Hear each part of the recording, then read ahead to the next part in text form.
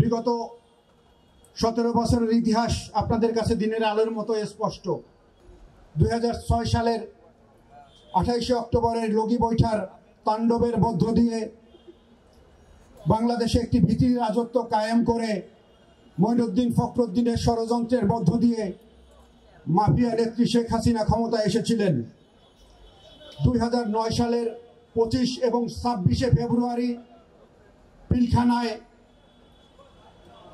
BDR বিদ্রোহের নামে 57 জন সেনা কর্মকর্তাকে হত্যা এবং বিচারের নামে বাংলাদেশের সীমান্ত রক্ষী বাহিনী বিডিআরকে ধ্বংস করে দেওয়া হয়েছে।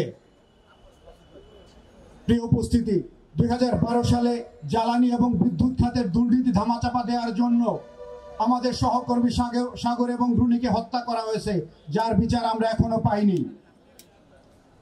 2013 সালে শাপলা চত্বরের গণহত্যা আপনারা দেখেছেন, সেই বিচারের আশায় জাতি আজও প্রতীক্ষা করছে।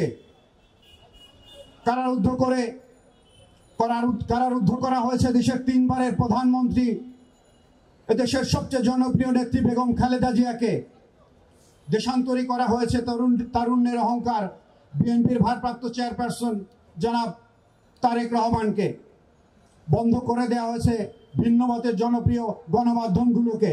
এর মধ্যে রয়েছে দিগন্ত টেলিভিশন, আমার দেশ, সিএসবি চ্যানেল 1 সহ ইসলামী টেলিভিশন এবং চ্যানেল 1 সহ অনেক নিউজ পোর্টাল।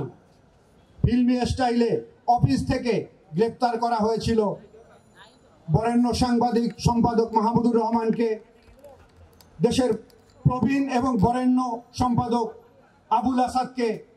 আপনারা যার কথায় আগেই শুনেছেন যে এদেশের সাংবাদিক অঙ্গনে 40 বছরের নেতৃত্ব দেয়া রুহুল আমিন গাজীকেও তার অফিস থেকে ধরে নিয়ে গিয়ে তাকে দীর্ঘ 1.5 বছর কারারুদ্ধ করে রাখা হয়েছিল। আপনারা জানেন একই সাথে দৈনিক সংগ্রামের বার্তা সম্পাদক সাহাদাত হোসেনকেও দীর্ঘদিন কারারুদ্ধ করে রাখা হয়। এরপরে তথাকথিত ট্রাইব্যুনালের নামে এদেশের জনপ্রিয় রাজনীতিকদের একের পর এক ফাঁসি দেওয়া হয়। সেই ফাঁসির তালিকায় 2 জন বরেণ্য সাংবাদিক রয়েছে। এই ঢাকা সাংবাদিক ইউনিয়নের একজন সাবেক সহসভাপতি আব্দুল কাদের মোল্লাকেও ফাঁসি দেওয়া হয়েছিল সম্পূর্ণ অন্যায়ভাবে। এটি আপনাদের কাছে পরিষ্কার দিবালোকের মতো স্পষ্ট। ফাঁসি দেওয়া হয়েছিল এদেশের বরেণ্য আরেকজন সাংবাদিক, সাপ্তাহিক সোনার বাংলার সম্পাদক কামারুজ্জামানকে। ফাঁসি দেওয়া হয়েছে আরেকজন মিডিয়া ব্যক্তিত্ব যিনি এদেশের অসংখ্য প্রতিষ্ঠানের উদ্যোক্তা জনাব মীর কাশেম আলীকে। ফাঁসি দিয়েই তারা বসে থাকেনি, এর প্রেক্ষিতে একটি ভীতির রাজত্ব কায়েম করে দেশে লুটপাটের রাজত্ব কায়েম করা হয়েছিল। আপনারা দেখেছেন সেই লুটপাটের রাজত্বে ক্ষমতাসীন যে ফ্যাসিবাদী সরকার ছিল তারা একে একে এদেশের শেয়ার মার্কেটকে লুট করেছে, ব্যাংক ব্যবস্থাকে ধ্বংস করে দিয়েছে, হাজার হাজার কোটি টাকা 18 লক্ষ কোটি টাকা বিদেশে পাচার করেছে। বিগত ফ্যাসিবাদ আমলে পাচার হওয়া 18 লক্ষ কোটি টাকা দেশে ফিরিয়ে আনবার জন্য বর্তমান সরকার যে উদ্যোগ নিয়েছে আমরা তাকে সাধুবাদ জানাই। এর মধ্য দিয়ে দেশে সৃষ্টি হয়েছিল একটি বৈষম্যের দুর্ভেদ্য প্রাচীর।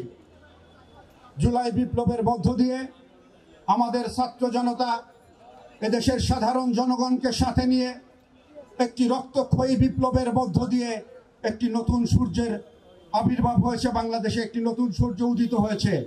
আর সেই নতুন সকালে এদেশের দায়িত্ব নিয়েছে ডক্টর ইউনূসের নেতৃত্বাধীন একটি অন্তর্বর্তীকালীন সরকার।